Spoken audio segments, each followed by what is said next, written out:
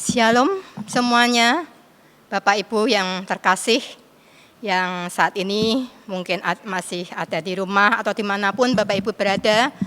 Kami berharap Bapak Ibu semuanya dalam keadaan sukacita, dalam keadaan sehat, tidak kurang suatu apapun.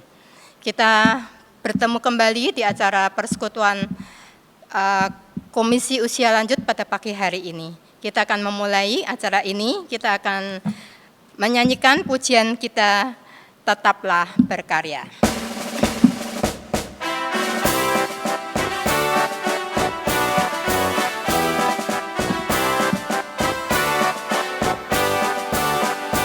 Apakah masih ada minyak di dalam buli-bulimu? Jagalah agar tetap menyala pelita di hatimu. Janganlah sampai padam di jalan, penuhilah buli-bulimu. Cukupkanlah bekal di jalanmu, berjagalah selalu. Berkelanjut usia, jangan lelah, terus berkarya. Bagikan Injil, beritakan Injilnya, seberapapun yang engkau bisa. Berkelanjut usia, GKI Peterongan milik kita. Berkelanjut usia, siap diutus olehnya.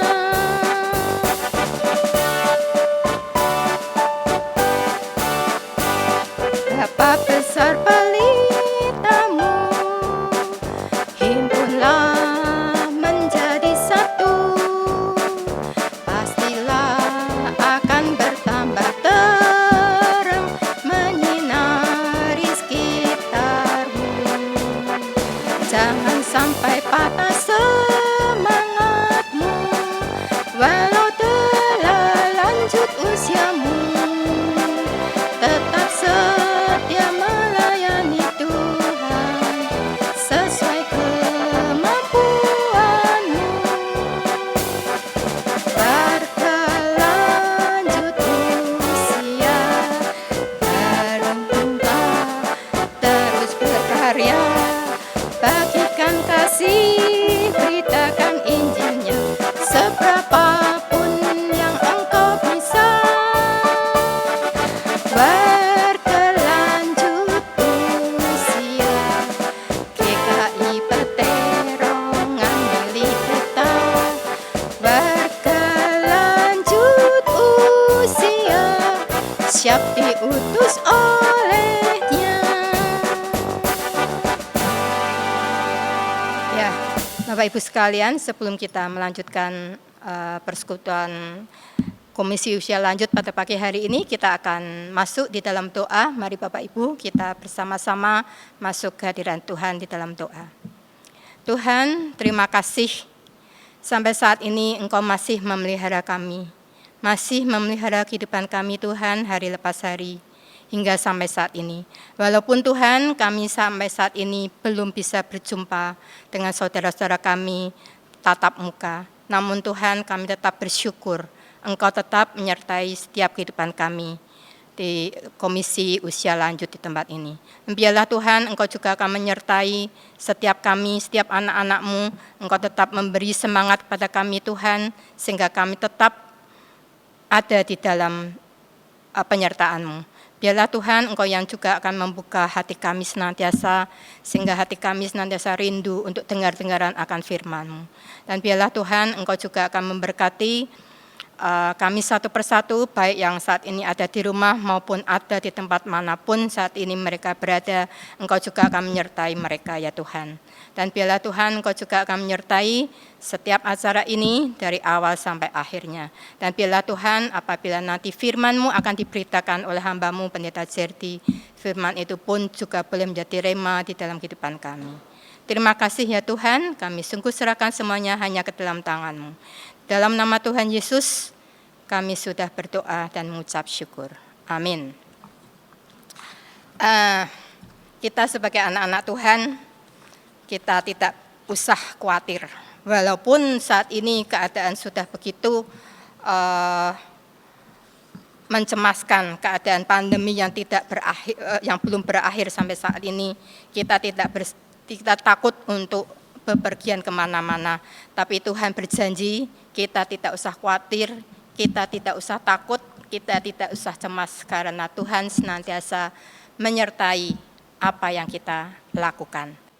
Mari Bapak Ibu yang terkasih di dalam Tuhan, kita akan bersama-sama memulai untuk mendengarkan firman Tuhan, namun sebelumnya kita akan berdoa terlebih dahulu.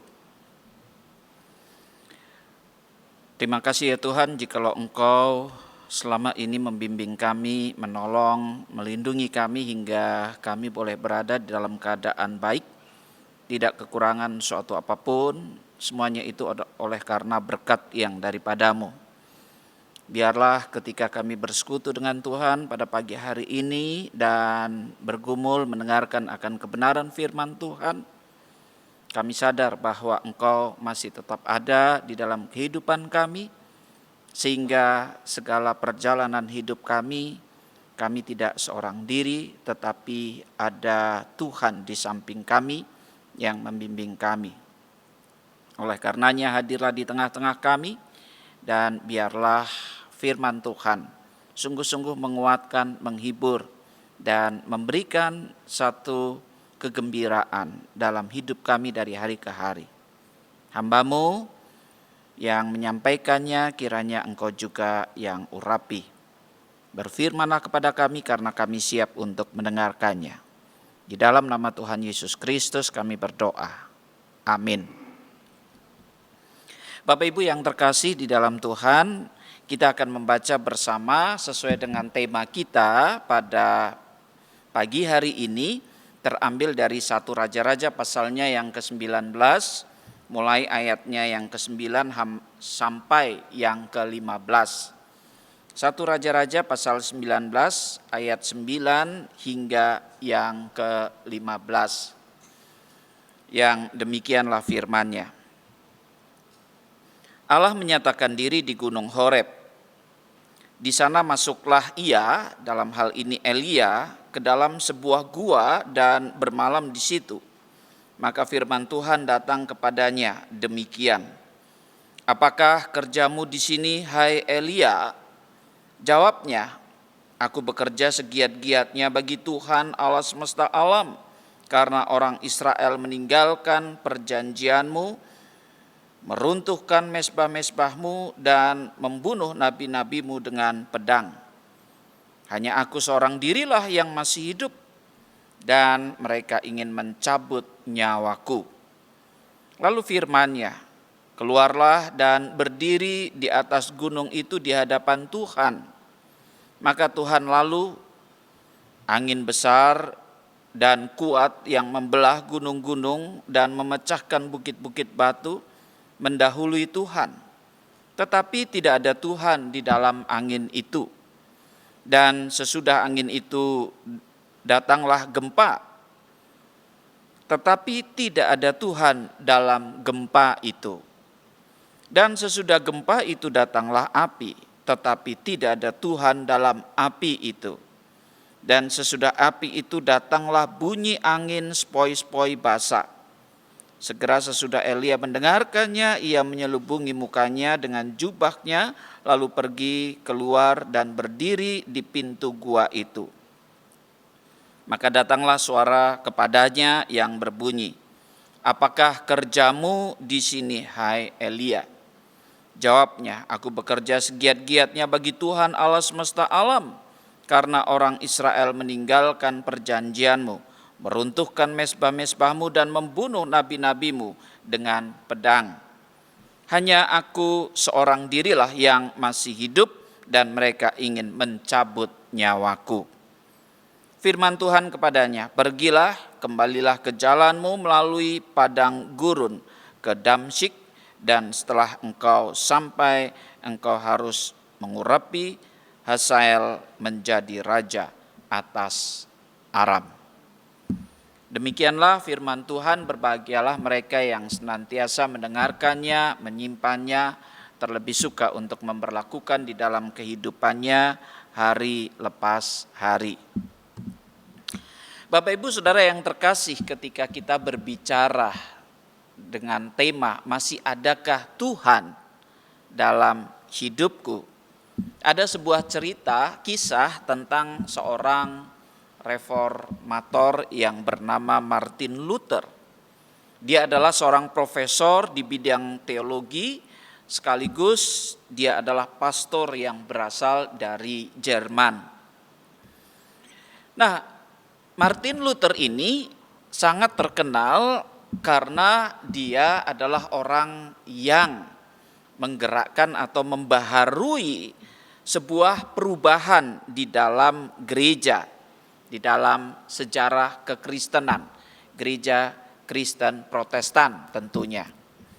Nah, namun dalam menghadapi persoalan-persoalan yang ada, Saudara, Martin Luther sebagai manusia pernah merasa khawatir, ya, dan putus asa dalam satu jangka waktu yang cukup panjang.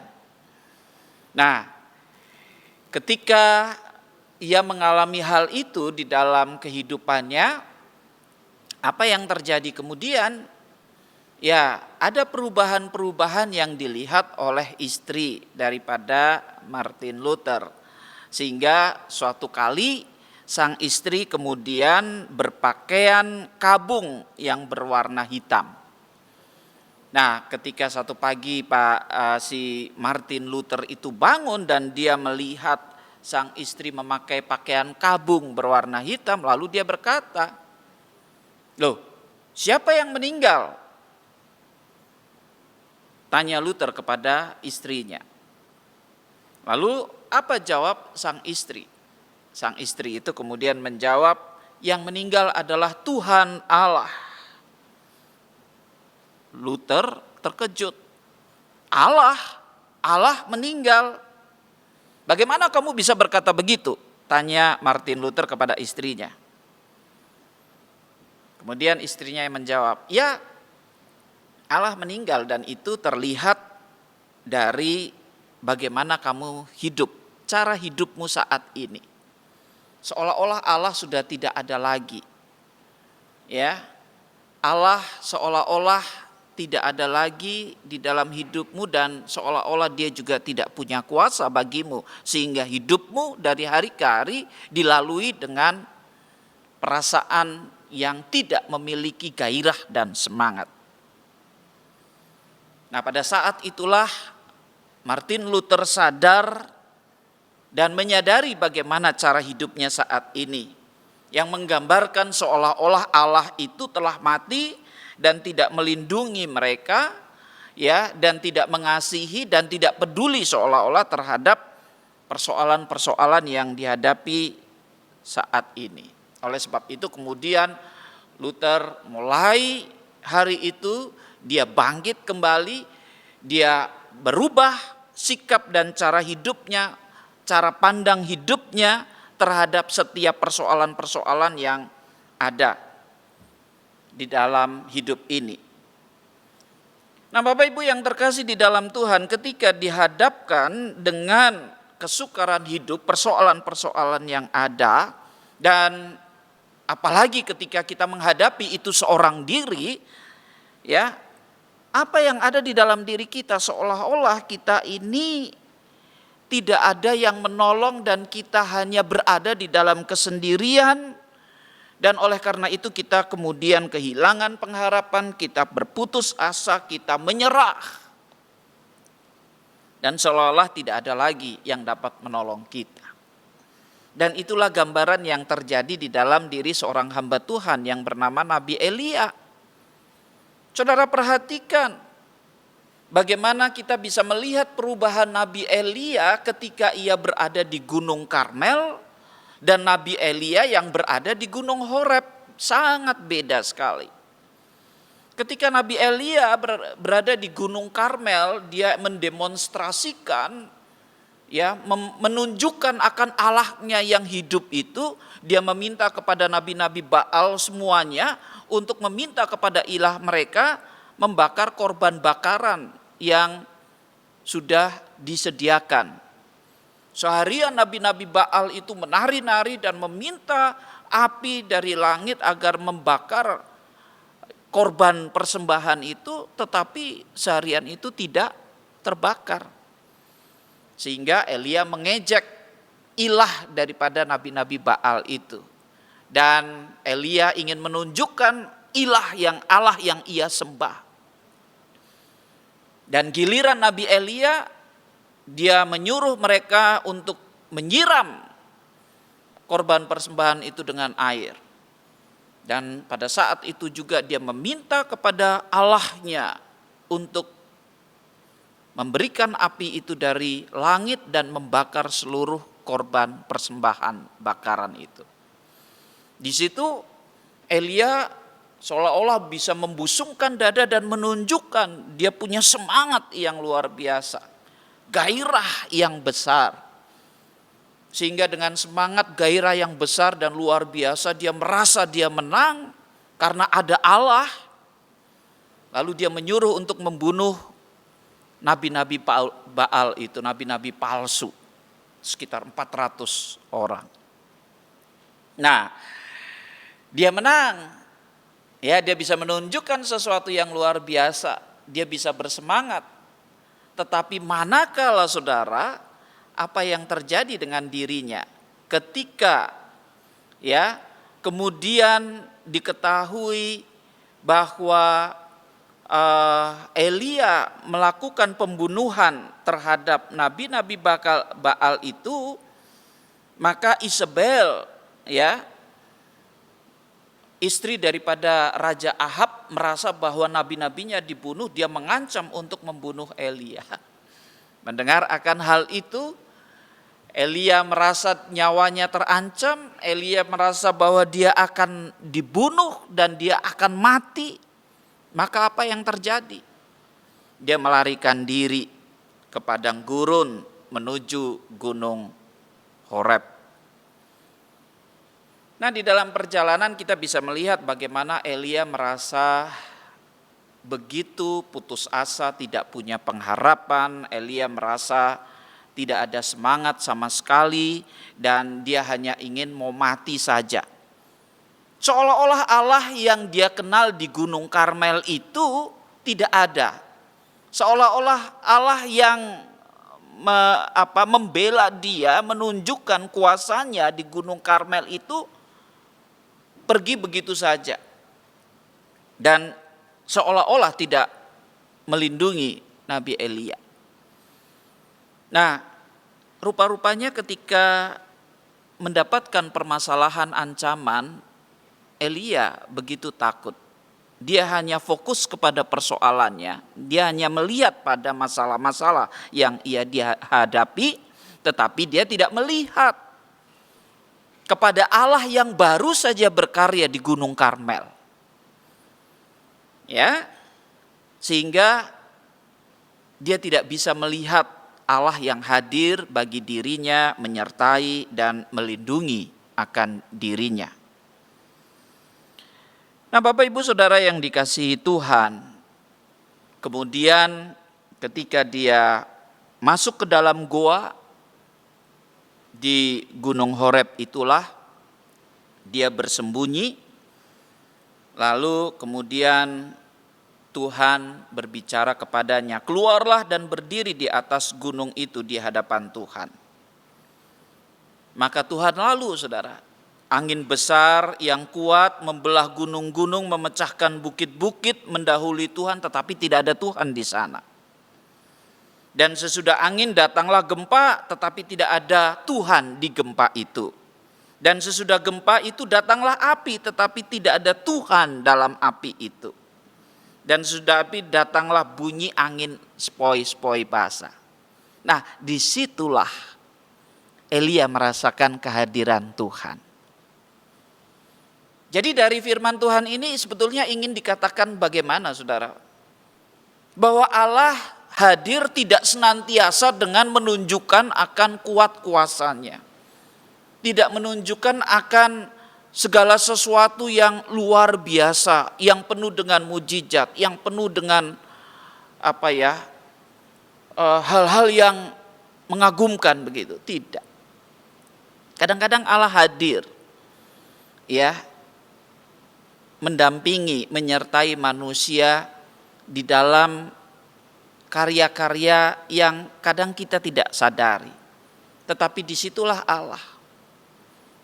Sehingga mengapa kita harus takut? Mengapa kita harus merasakan berada di dalam kesendirian? Mengapa kita merasa seperti Allah itu tidak ada? Jadi kalau kita mau melihat Allah itu, lihatlah pada bagian-bagian yang sederhana, bukan bagian-bagian yang spektakuler, yang besar saja.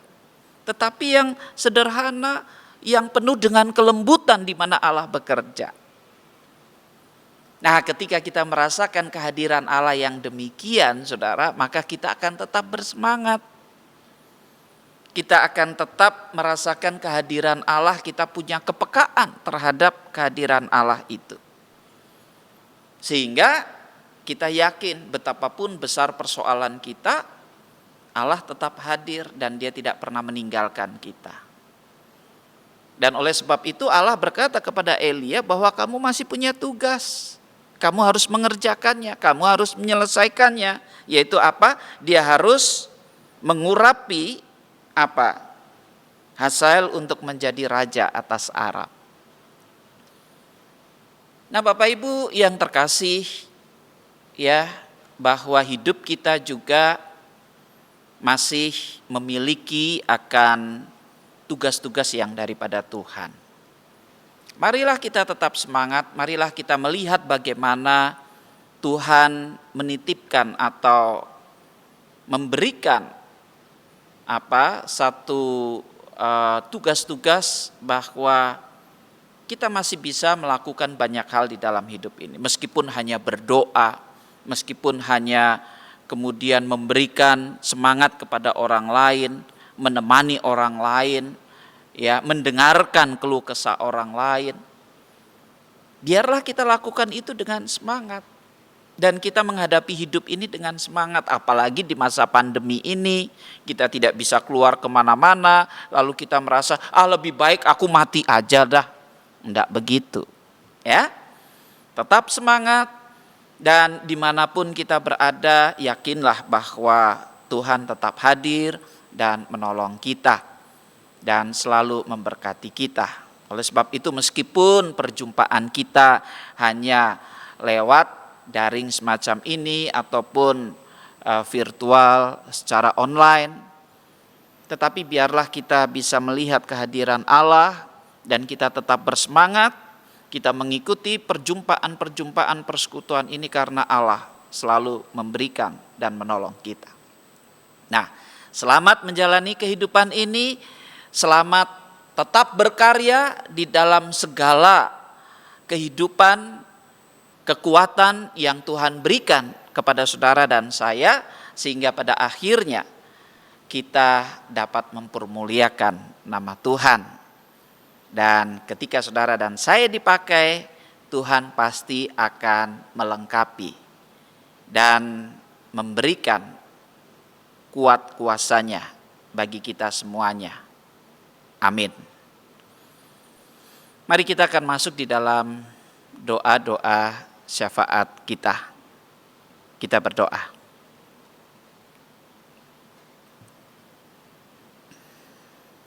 Bapa di dalam sorga, puji syukur dan terima kasih.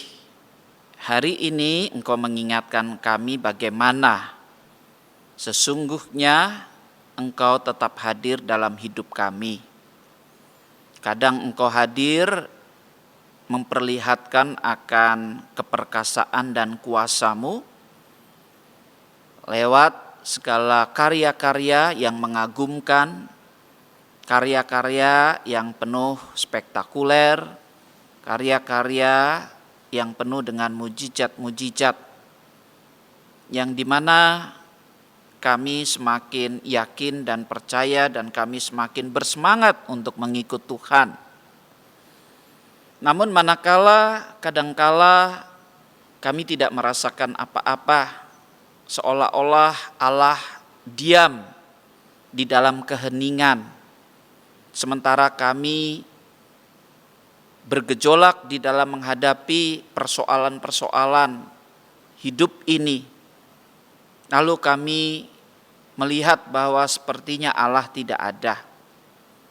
Allah meninggalkan kami, sehingga kami berputus asa, kehilangan semangat dan pengharapan, dan kami lari dari kenyataan hidup, bahkan bersembunyi di dalam segala ruang kami yang paling dalam, di mana kami tidak ingin berjumpa dengan orang lain, bahkan kami ingin meninggalkan dunia ini. Ampunilah kami ya Tuhan.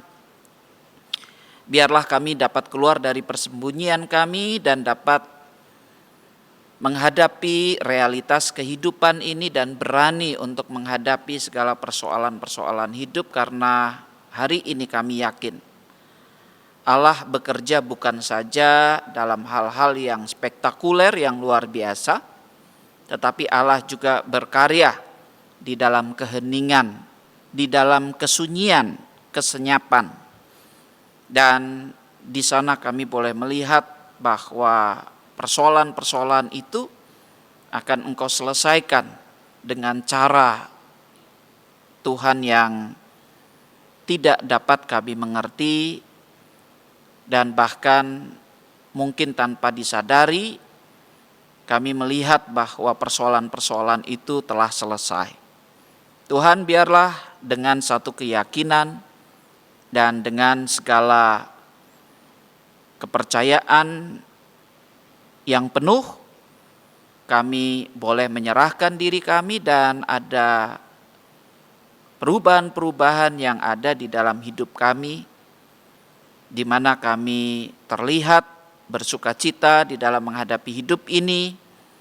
Kami memperhatikan orang lain, kami dapat mengasihi orang lain, karena Allah yang kami percayai adalah Allah yang hidup, yang memberikan energi kepada kami dan membawa satu perubahan. Dan kami berdoa bagi saudara-saudara kami dimanapun mereka berada, entah mungkin mereka kehilangan semangat karena sakitnya, biarlah Engkau tetap menyatakan bahwa Engkau tetap hadir. Dan biarlah dimanapun para warga lansia berada saat ini, biarlah mereka tetap memiliki keyakinan bahwa dalam situasi semacam ini Allah tetap hadir dan memberkati kehidupan mereka. Kami juga berdoa bagi pemerintahan bangsa dan negara kami yang berupaya untuk menangani situasi pandemi semacam ini. Berikanlah kekuatan, kemampuan, terlebih dana yang dibutuhkan yang sedemikian besar. Kiranya Tuhan juga yang akan menunjukkan itu. Terima kasih ya Bapa, terima kasih. Dan biarlah hidup kami pada hari ini dapat kami senantiasa jalani bersama dengan berkat yang daripadamu. Dan oleh sebab itu kami mohon berkat Tuhan. Dan saudara, terimalah berkat Tuhan. Tuhan memberkati engkau dan melindungi engkau. Tuhan menyinari engkau dengan wajahnya dan memberikan engkau kasih karunia. Tuhan menghadapkan wajahnya kepadamu dan memberi engkau damai sejahtera, sekarang sampai selama-lamanya. Amin.